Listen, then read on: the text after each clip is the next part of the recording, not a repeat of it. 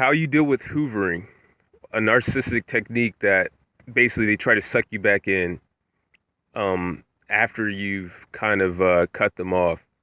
But after you deal with it, like, and how you deal with it is basically going to be based on your age and your financial situation, um, a lot of different stuff, your race, if you, because, and the reason why I say race, a lot of people don't want to talk about that, but it has an effect. You got to calculate everything when you're going to, you're basically, you're at war, and you need to calculate all the circumstances. If you're black, you're going to have a harder time out here by yourself.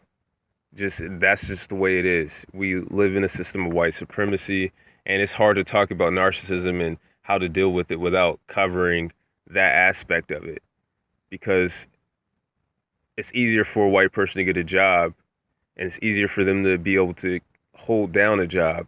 So if you cut off your, like, if this is your parents and you're in your 20s and you're black, and you're black male in particular, you can't just expect to be able to just, oh, I'm gonna find a way to just get a job and I'm gonna hold it down, because that's not completely in your control.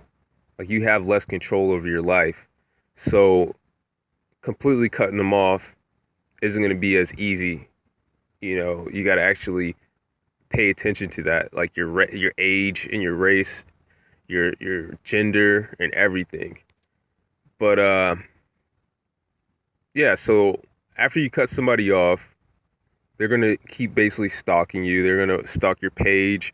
If you have Facebook, they're gonna constantly try to do stuff to bother you, and they'll contact you during, like, significant times in your life. They'll try to show back up, like during like your birthday, or if you were graduating from college and they know what college you go to, and it's your parents or something like that, and you cut them off, or you cut one of your parents off, they'll be there to show up to your graduation or something like that. You know what I mean? Like, at times where you don't want them to be there, if they can kind of stalk you, like through knowing what school you go to or where you work, um, they'll keep trying to suck you back in. And the main thing that they're gonna try to suck you back in with, if you're young, is with their money. They know that you're gonna have a lot of problems. Like I covered in my other video, narcissistic people, they work together in an indirect way. Like, it's like I don't know if they know that they're doing this or not, but a narcissistic person basically will sabotage you, you know? And if you have that body language of a person who's been abused, you'll constantly be running into these type of people, right? And they'll do their part to make sure that you suffer in one way or another. And it's not always that they're just gonna keep you at the job and keep torturing you and abusing you. They'll be trying to get you fired, and that plays into your parents' hands. You get what I'm saying? Like, they're counting on that. They're counting on other narcissists to sabotage you. So basically, um,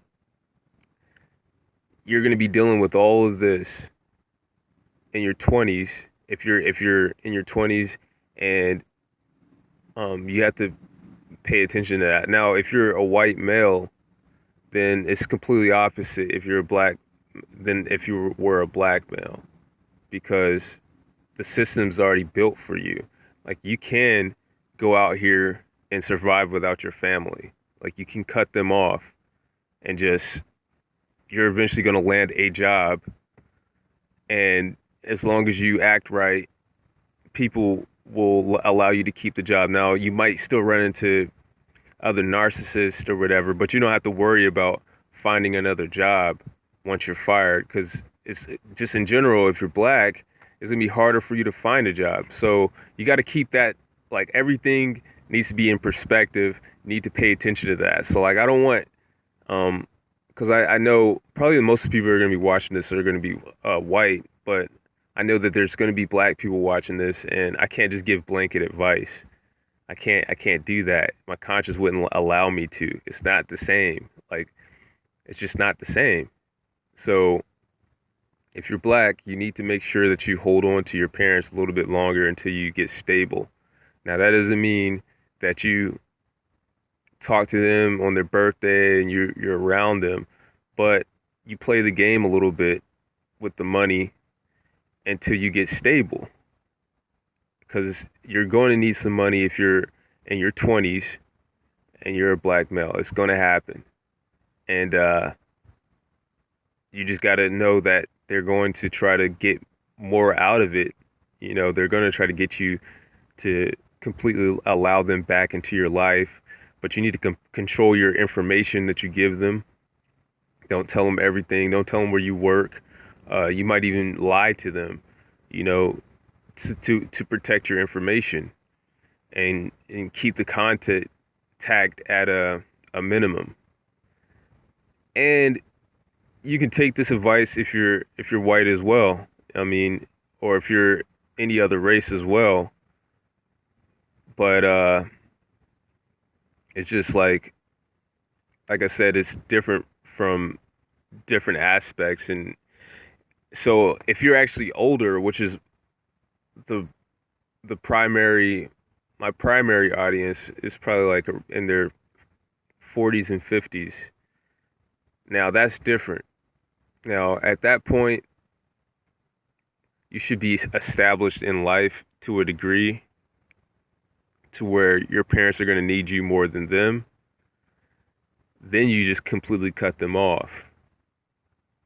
That's when you completely go no contact, and meaning that you don't even allow them to contact you at all.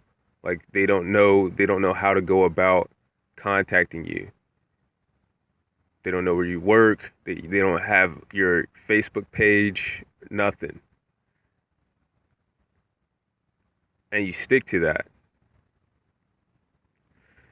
So that's the difference, and that's how you should handle it. Um, and just in general, just some general advice: when you cut somebody off, if you're still young, you need to have all your insurance, health insurance in a row. Your like really understand how insurance works and how if you might need secondary health insurance, your car insurance. Make sure that you got like some type of plan where you have AAA. Like you want to get it to the point where you never need anybody else. Even though that's unrealistic, there's things that are going to come up where you are going to need someone else, and hopefully you'll develop relationships in your life where somebody else will step in and help you. But the primary goal is to set everything up and constantly be setting stuff up in your life where you got money in the bank, you got decent credit, and you got credit cards so that you can give yourself a loan if you need one. And you just work on that, and there's levels to it.